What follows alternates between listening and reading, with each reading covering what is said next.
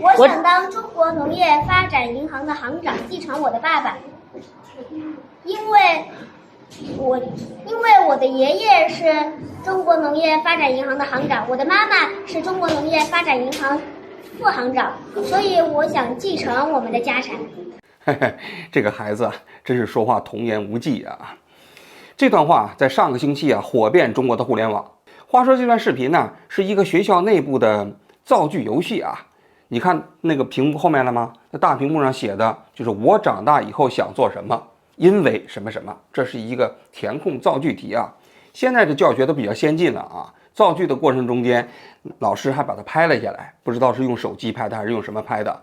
拍摄下来之后呢，就不知道什么原因，就这一段话呢就传到了互联网。有人说是老师传的，也有人说是其他家长传的，具体什么原因啊，我们不知道，什么途径我们也不知道啊。但是这个孩子这段话传到网上以后可不得了，立刻就炸了。那你想想啊，你父亲是行长，妈妈也是行长，爷爷也是行长，一家3代都是行长，而且这句话最刺激人的就是最后那一句，所以我想继承我们的家产。什么叫家业？就是自己的家族产业啊，可以源源不断的创造财富，让自己的子孙后代啊，子子孙孙无穷无尽的都可以享受自己家族产业所带来的这种丰厚的这个回报，这就叫家族产业嘛，这就叫家业嘛。那你想想，农业发展银行是什么？你打开农业发展银行的官网，那是国务院的政策性银行啊，它本身呢是通过政府的再贷款，然后呢专门扶持中国农村发展的这么一个银行。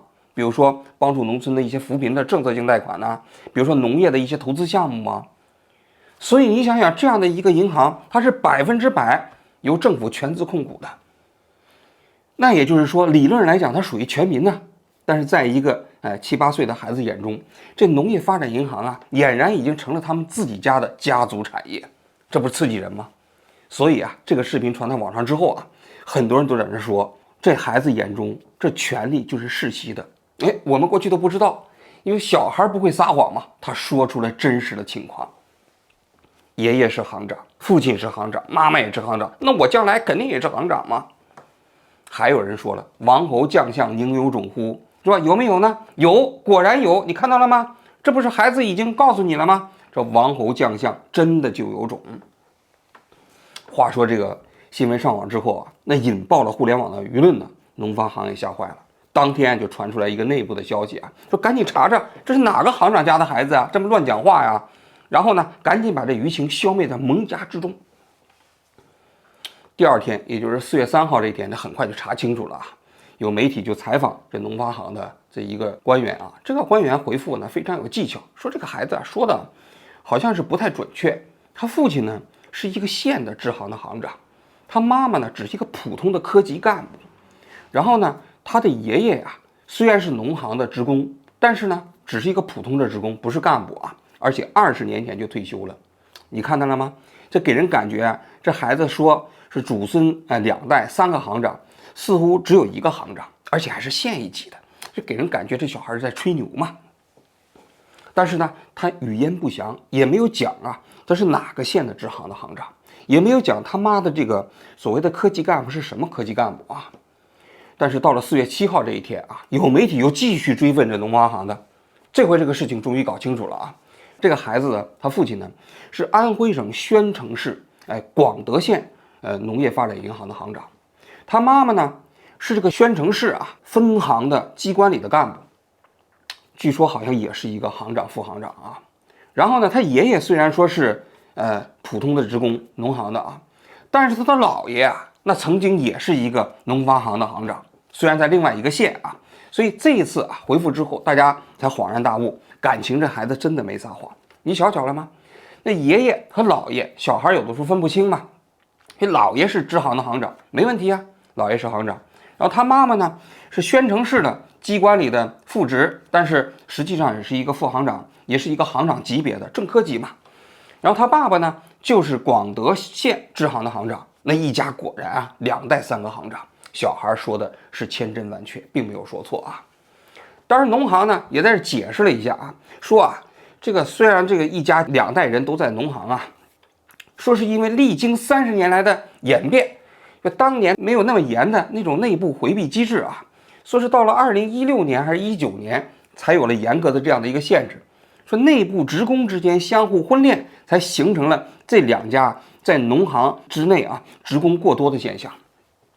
因为按照咱们国家现在的规定啊，你这夫妻之间，你在一个单位里头，你实际上回避的呀，尤其是不能有上下级的，你父子之间也是啊。按照他们家这几大口子在这个地方都互相当行长这样的一个现状，显然是违背这样的一个回避原则，因为他们属于国有企业嘛，他比对的是公务员的管理方法嘛。所以农行去解释说，实际上是符合规定的，只不过互相之间谈恋爱导致内部的这种繁殖。但是你没有想到了吗？就是说他在没有内部繁殖之前，实际上你看到了吗？这2家，父亲在农行当行长，孩子呢也就进了农行。那女儿呢，他爸爸呢是支行的行长，那女儿后来也进了农行做员工。而且呢，随着2家的联姻呢，后来这2个子女呢都步入到了行长行列啊。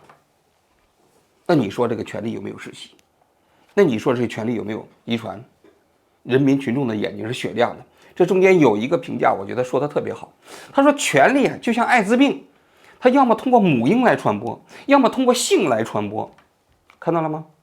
你其他的东西想要传承啊，还挺不容易的，因为它就像病毒一样。母婴呢，那就是你自己家里的了；要么呢就是性传播，你姻亲嘛，最后就形成了一个权力的联姻，最后的关系图网啊。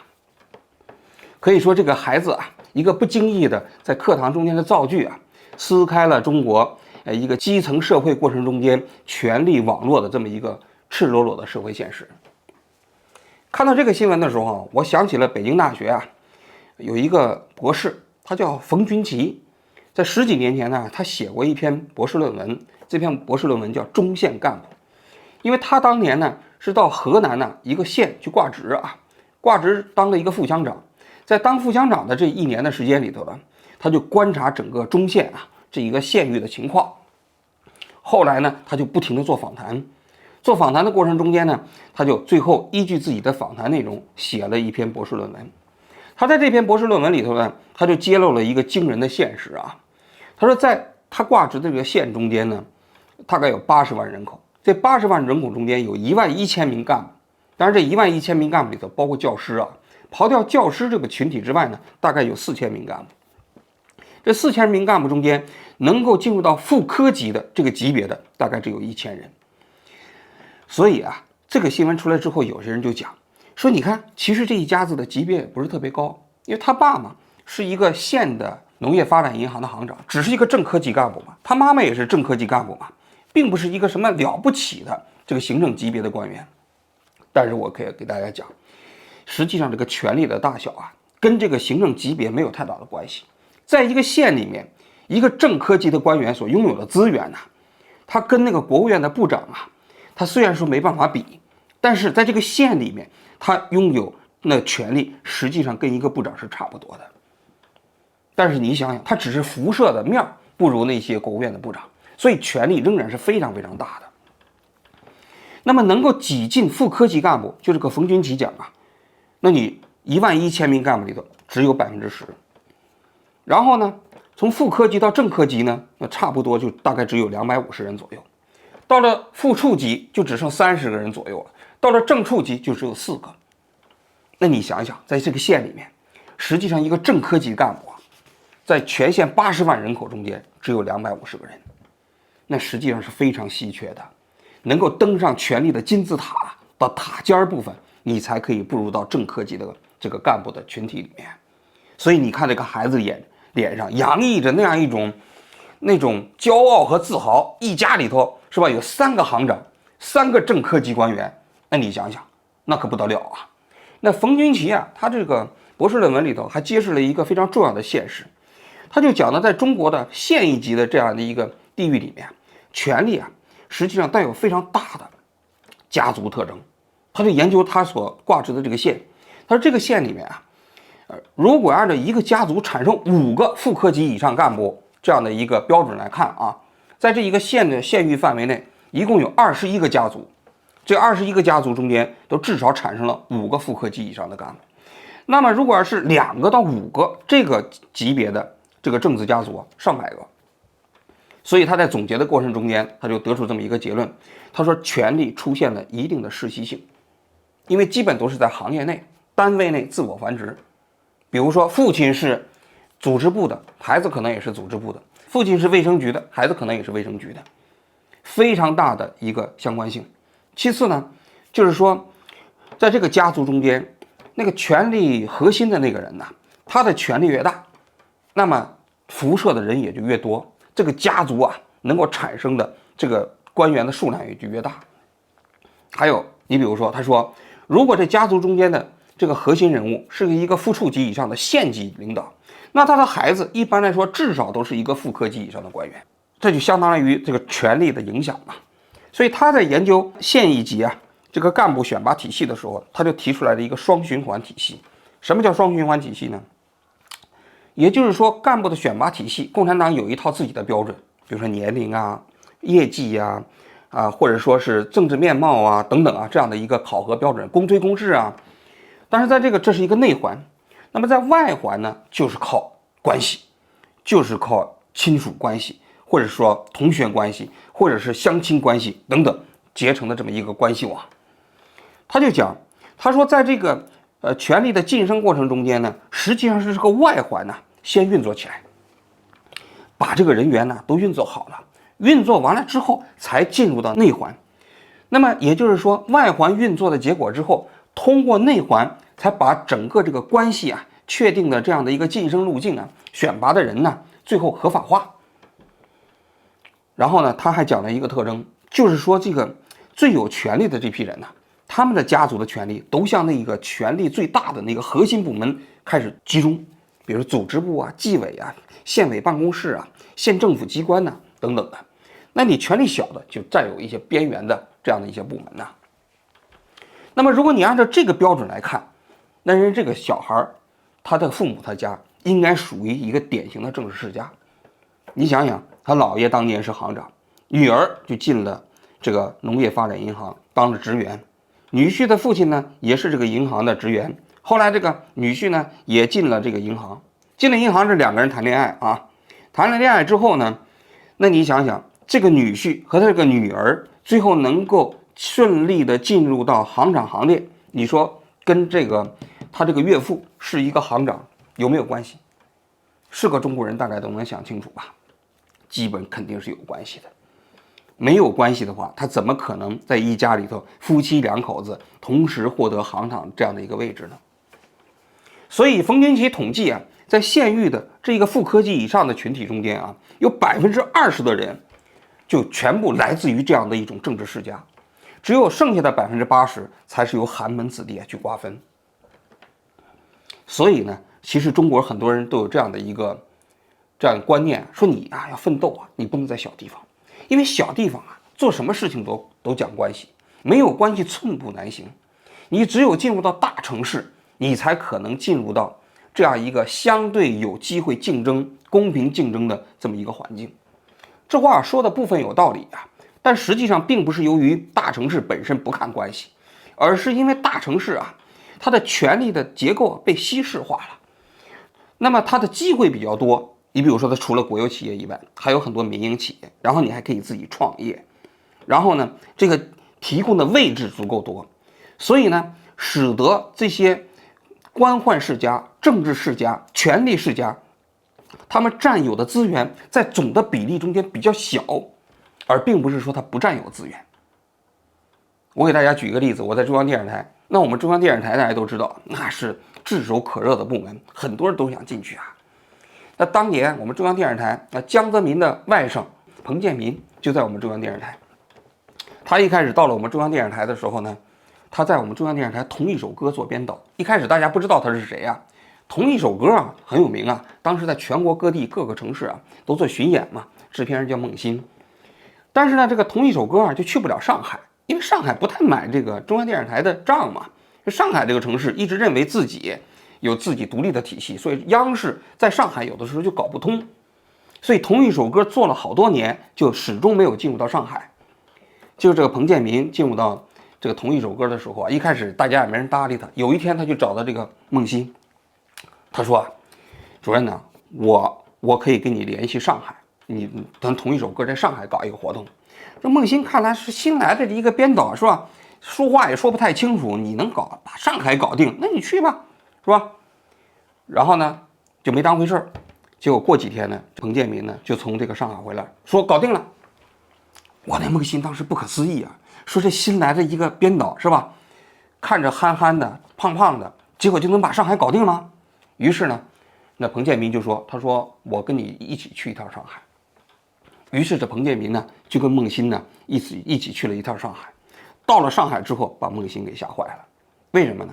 这飞机停到上海之后啊，这个飞机一落地，这个舱门打开之后，上海市市委的副秘书长从外面就冲到机舱里头了，把这个彭建民给接了下去。接下去之后啊，就拥抱，哎，说欢迎啊，欢迎你到上海来啊。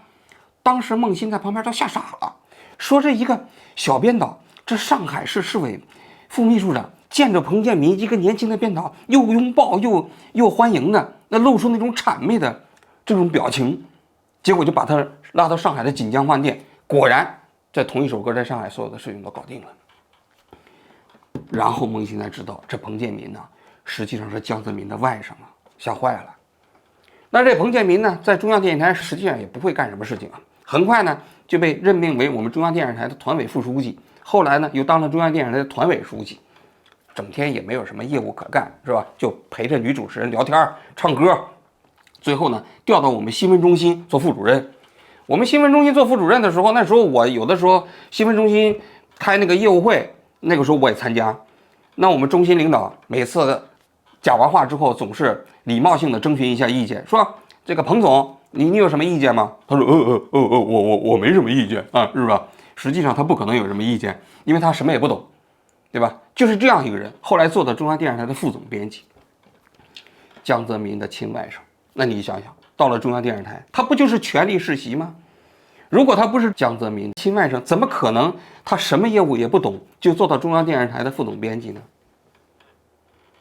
那这种权力的世袭啊，实际上在大城市也是无所不在的。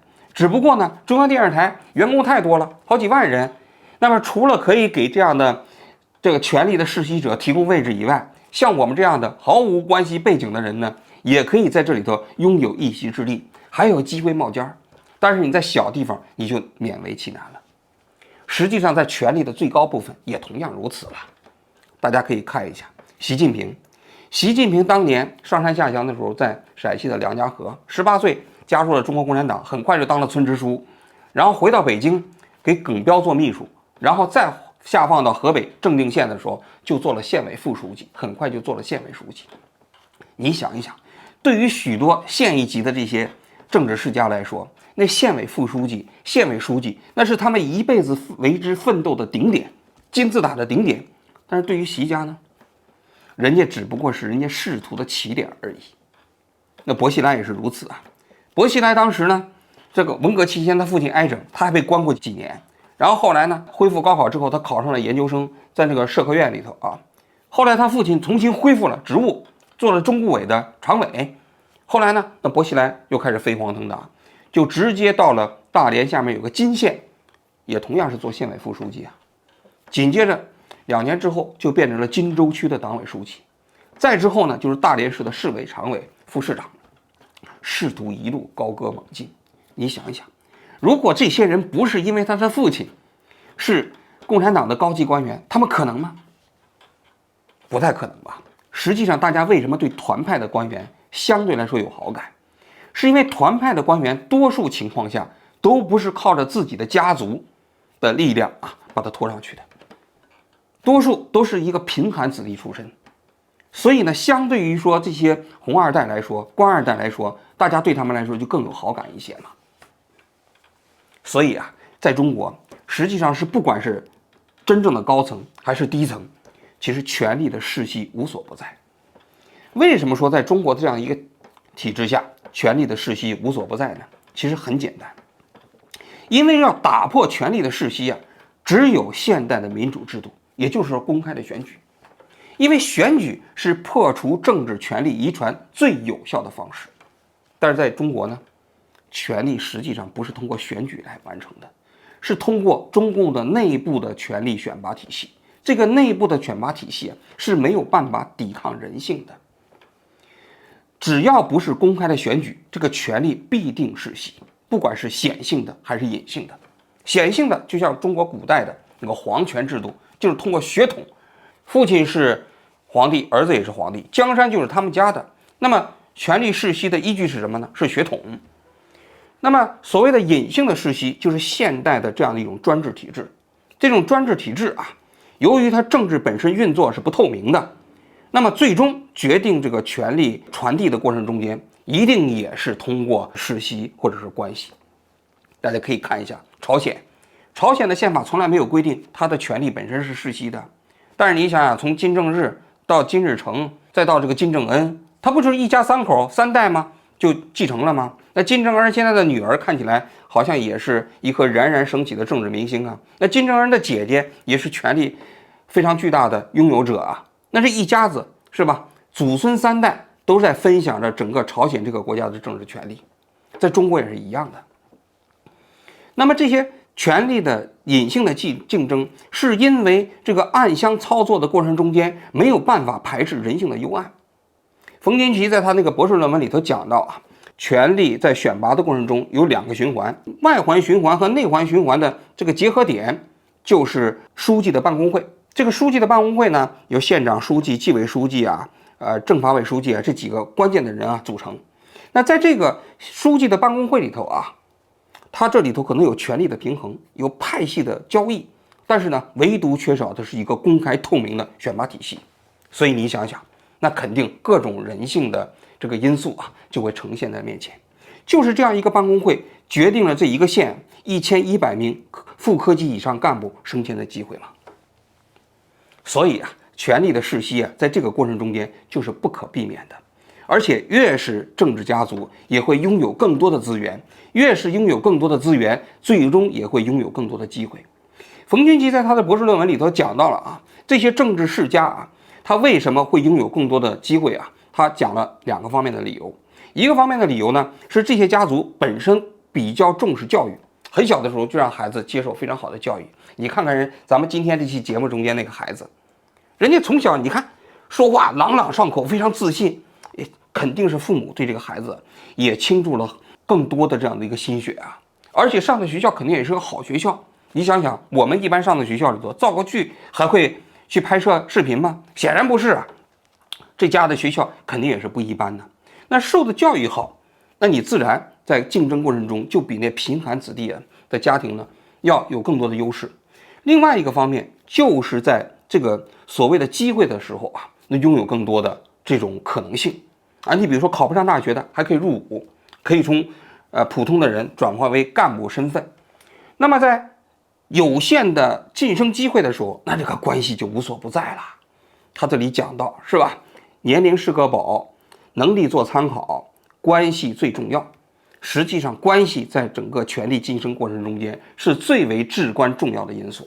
如果没有关系的话，实际上前面所有的那些因素都等于0。这就是中国权力世袭过程中间赤裸裸的现实。所以我们看到这个视频中间孩子讲到，我想当中国农业发展银行的行长，继承我的爸爸，因为我的爷爷是中国农业发展银行的行长，我的妈妈是中国农业发展银行副行长，所以我想继承我们的家产。他说的有没有道理呢？其实说的真有道理。如果没有这个视频，他将来长大之后真的就有可能去做一个农业发展银行的行长。你想想，他现在孩子只有7、8岁，他的父母都是银行的行长了，也许将来还有更大的机会升到更高的位置，为他自己的孩子创造条件。进农行应该说不是一个特别难的事情，进不了他们广德县的农行，也可以进别的县的农行嘛。进到那个农行以后，通过打招呼运作的方式，让这个孩子拥有更多的机会，当一个农业发展银行的行长，不是什么特别困难的事情。这就是权力世袭在中国基层社会所呈现出来的真实图谱。那么我一直认为这个新闻这个孩子嘴中讲出来的话其实他揭示的不是腐败。这个事情出来之后，农业发展银行的人接受采访讲了，这个官员的任命过程中间都符合程序，没有什么腐败。但其实比腐败更可怕的是什么？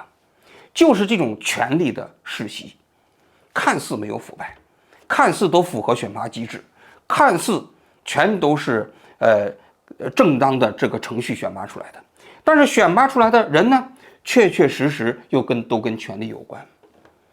同样是这个普通人，有些人的农家子弟也是兢兢业业努力一生，但是你就在原地打转。但是呢，由于他父亲是行长，这孩子呢同样努力或者同样不努力的情况下，就拥有了更多的升迁机会，也能当行长。长大了你们想干什么？长大想去电厂当大长。长大我想当保安。长大了我想去开挖掘机，当工厂一班。长大了我想当服务员。我想去搬砖。那这是什么？这就是权力的世袭，阶层的固化呀。这阶层的固化意味着什么？意味着这个社会中间每个人，他实际上很难通过自己的努力啊，来形成身份和阶层的要签。我们过去经常讲过，中国这个大一统的王朝啊，最后王朝更迭的时候啊，一个很重要的原因就是因为阶层的固化。这个阶层的固化导致士绅阶层啊，很难通过自己的努力来改变自己向上的阶层要签。然后呢，这个实力阶层啊，不断的扩化，导致个财政破产。于是这个王朝就形成一轮新的这个打破游戏，把过去的那些贵族都消灭掉，形成了一批新的贵族。这就是过去王朝更替不断上演的这样的一个这个中国的历史故事。那么今天的中国啊，原本不应该如此了，因为我们从中华民国建立之后就应该步入到了一个现代国家。但是呢，非常可惜的是，我们虽然说表面是一个现代国家，有了一个宪法，但是呢，它实际上仍然是一个专制的国家。这个专制的国家，由于它排斥这样的一个现代的民主选举，导致了这个权力的分配啊，仍然是一个暗箱操作。所以呢，权力不通过显性的方式在世袭，仍然通过隐性的方式在世袭。更可悲的是，虽然这个孩子揭示了这个现实，但是这个游戏规则并不会因为我们普通的民众知道之后就会改变，改变不了，因为那个东西呢，它是这个制度之本，是这个我们国家权力的核心。所以啊，将来还会有不断的有更多的孩子，他父亲当行长，他也当行长，他爷爷还是行长，这个故事还会不断的上演。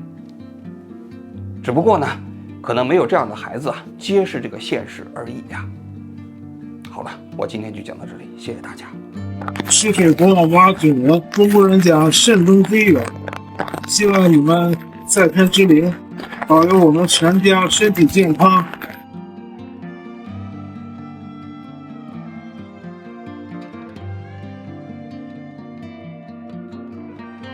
我也成为了人民支队的一员，在这里，我一定会成为习近平主席的好战士。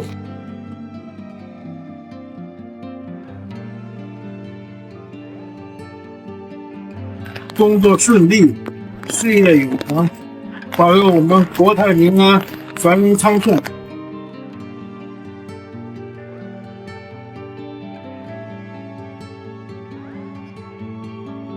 党和人民召唤我，我义不容辞，我愿意到最艰苦的地方去保卫我们的国家，保卫我们的人民。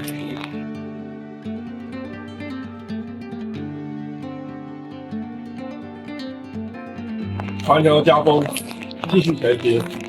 因为我是这个新中国缔造者，是毛泽东的后代，中国的老百姓把很多对毛主席热爱的感情转嫁到我身上。